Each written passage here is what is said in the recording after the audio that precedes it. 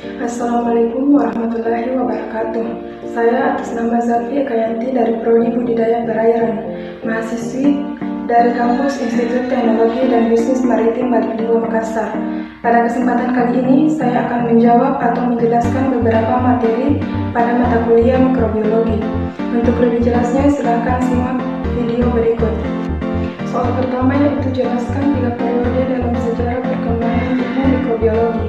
Nah, sejarah perkembangan mikrobiologi ini dibagi menjadi 3 periode, yaitu yang pertama periode awal. Sejarah mikrobiologi pada periode ini berawal dari penemuan mikroskop oleh Zacharias Janssen dan Anthony van Leeuwenhoek yang menemukan dunia baru tak kasat mata yang dapat dilihat menggunakan mikroskop. Namun, dalam perkembangannya, terjadi perdebatan dalam hal teori-teori awal mula kehidupan setelah ditemukannya mikroorganisme.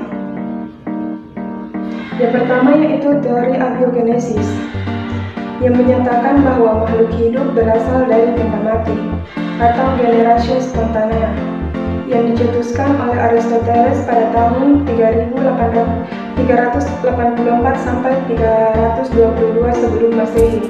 Yang kedua yaitu teori biogenesis, yang menyatakan bahwa makhluk hidup berasal dari makhluk hidup yang telah ada. Teori ini dibuktikan dengan 3 percobaan, yaitu percobaan yang dilakukan oleh Francisco Redi, percobaan Lazarus Spallanzani, dan percobaan Louis Pasteur. Yang ketiga yaitu teori kuman penyakit. Teori ini menyatakan bahwa mikroorganisme dapat menyerang organisme lainnya dan menyebabkan penyakit oleh Black pada tahun 2008. Nah, periode kedua yaitu periode keemasan. Pada periode ini, perkembangan mikrobiologi mengalami kemajuan dengan berbagai penemuan-penemuan. Misalnya yaitu penemuan metode isolasi atau pemisahan, pembuatan preparat, dan identifikasi biakan mikroba secara murni oleh Robert Koch pada tahun 1853 sampai 1910. Penemuan cawan Petri atau Petri disk, sistem pewarnaan bakteri, dan sistem saringan atau filter guna keperluan sterilisasi secara fisik. Yang ketiga yaitu periode modern.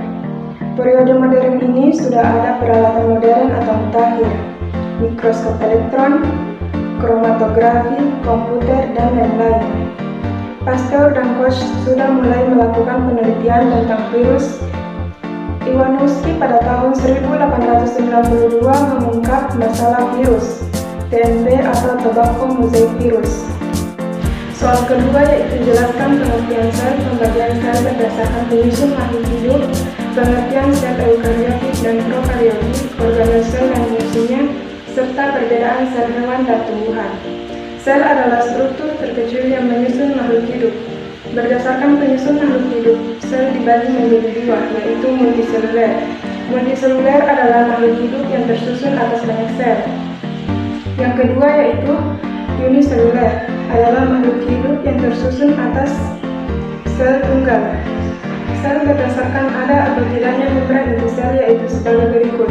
Eukariotik merupakan sel penyusun makhluk hidup yang mempunyai membran inti sel atau nukleus. Yang kedua yaitu prokariotik, merupakan sel penyusun makhluk hidup yang di dalamnya tidak ada membran inti sel. Contohnya yaitu gangan hijau biru. Organel adalah bagian dari sel yang memiliki fungsi tertentu. Fungsi organel sel yang utama adalah bekerja demi membuat sel yang ada dalam makhluk agar tetap hidup. Organel sel beserta fungsinya adalah sebagai berikut. Yang pertama adalah ribosom, sebagai tempat berlangsungnya sintesis protein. Sitoplasma berfungsi sebagai tempat translasi RNA, melindungi materi genetik, distribusi nutrisi, juga pergerakan organel sel. Membran sel berfungsi melindungi dan memberikan bentuk pada sel. Nukleus berfungsi mengontrol semua aktivitas sel seperti pertumbuhan, metabolisme, penyimpanan materi genetik seperti DNA dan RNA. Lisosom fungsinya untuk menghidrolisis atau memotong ikatan kimia zat apapun yang melintasi membran, sehingga sel dapat menggunakan kembali bahan mentahnya. Dinding sel berfungsi melindungi, menahan tekanan, dan mempertahankan bentuk dari sel. Selanjutnya yaitu perbedaan sel hewan dan sel tumbuhan. Pada bentuk selnya, sel hewan bentuknya bermacam-macam dan dapat berubah bentuk, sedangkan pada sel tumbuhan bentuknya tetap. Sel hewan tidak memiliki dinding sel, sedangkan sel tumbuhan memiliki dinding sel dan lembaran sel. Pada sel hewan memiliki lisosom, sentrosom, sedangkan pada sel hewan tidak ada. Soal ketiga yaitu jelaskan karakteristik bakteri, jamur, alga, dan virus. Karakteristik bakteri. Sel tunggal atau uniseluler tanpa nukleus. Sel bakteri tidak memiliki organel yang terbungkus membran, seperti mitokondria dan nukleus pada eukariota. Bakteri berukuran kecil, umumnya berukuran 1 mikron. Karakteristik jamur. Yang pertama yaitu uniseluler atau multiseluler. Selnya memiliki membran inti atau eukariotik. Tidak memiliki klorofil sehingga bersifat heterotrop. Tubuh berbentuk halus, belum mempunyai akar, batang, dan daun. Bersifat parasit atau saprofit. Ukuran tubuh dari mikroskopis sampai makroskopis. Bentuk tubuh buah bervariasi. Memiliki hifa yang menyusun miselium dan membentuk tubuh buah. Karakteristik alga. Yang pertama yaitu memiliki sifat uniseluler atau multiseluler, mempunyai dinding sel atau tidak termasuk soliter, dapat bergerak dan tidak bergerak, termasuk metagenesis atau tidak dapat hidup dengan bebas, atau bersimbiosis dengan jamur membentuk licin.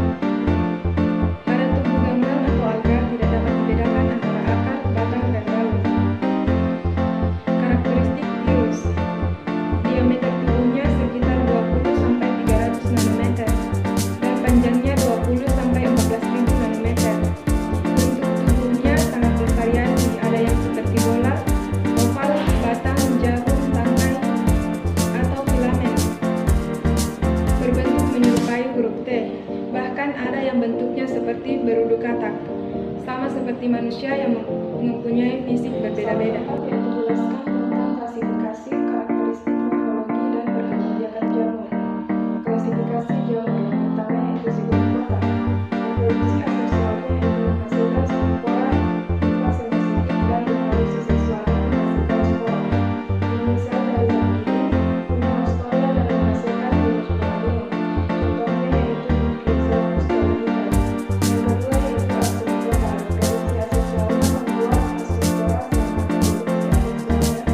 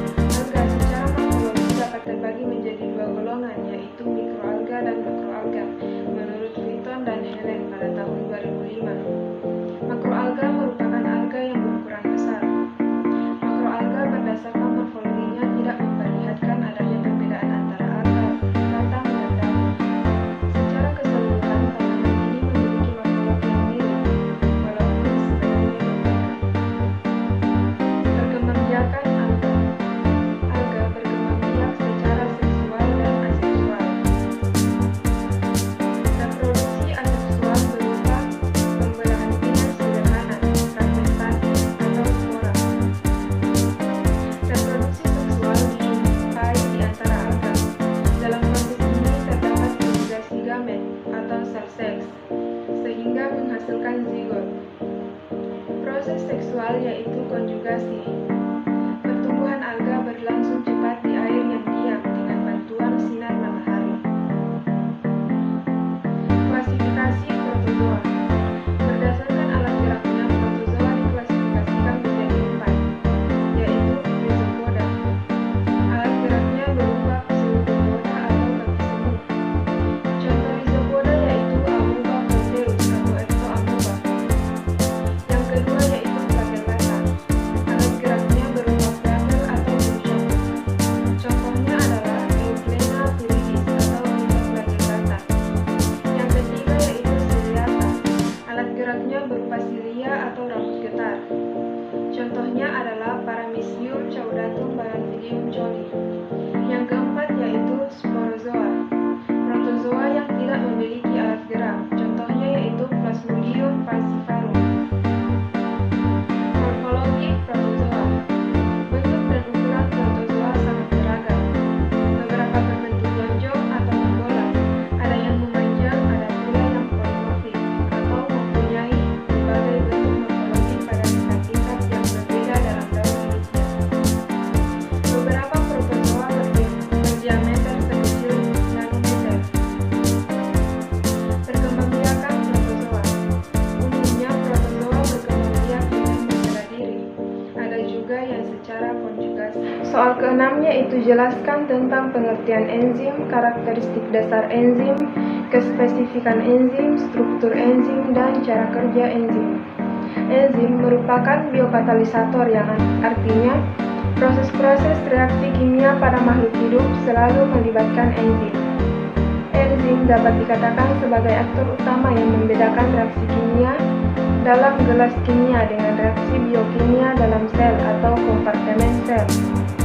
Karakteristik dasar enzim. Yang pertama yaitu enzim meningkatkan kecepatan reaksi dengan cara menurunkan energi aktivasi. Yang kedua yaitu aktif dalam jumlah sedikit, tidak mempengaruhi kesetimbangan reaksi. Kerja katalis enzim spesifik atau hanya mengenali substrat spesifik. Yang kelima yaitu aktivitas dipengaruhi lingkungan seluler. Yang keenam, sangat sensitif kerjanya dengan suhu, pH, bentuk folding. Yang ketujuh yaitu suhu optimum 35 derajat Celcius sampai 40 derajat Celcius. Kecuali enzim pada bakteri termostabil bisa bekerja lebih dari 45 derajat Celcius. Kespesifikan enzim. Kespesifikan suatu enzim terhadap substrat terlihat dari substrat yang mampu didegradasi oleh enzim tersebut. Semakin sedikit jenis substrat yang dapat didegradasi, semakin spesifik pula enzim tersebut. Struktur enzim. Yang pertama yaitu umumnya terdiri dari protein. Yang kedua yaitu protein penyusun enzim dapat berupa protein sederhana atau protein yang terikat pada gugusan non-protein. Yang ketiga yaitu banyak enzim hanya terdiri atas protein. Yang keempat yaitu terdiri atas 500 sampai 1000 asam amino. Cara kerja enzim. Enzim bertindak sebagai katalis dalam organisme hidup. Enzim mengatur laju reaksi kimia tanpa dirinya sendiri berubah dalam proses tersebut. Molekul yang bekerja dalam enzim disebut dengan istilah substrat. Substrat berikatan dengan suatu daerah pada enzim yang disebut tapak aktif. Ada dua model cara kerja enzim, pada model gembok dan kunci atau lock and key. Situs aktif enzim dibentuk secara tepat untuk menampung substrat tertentu.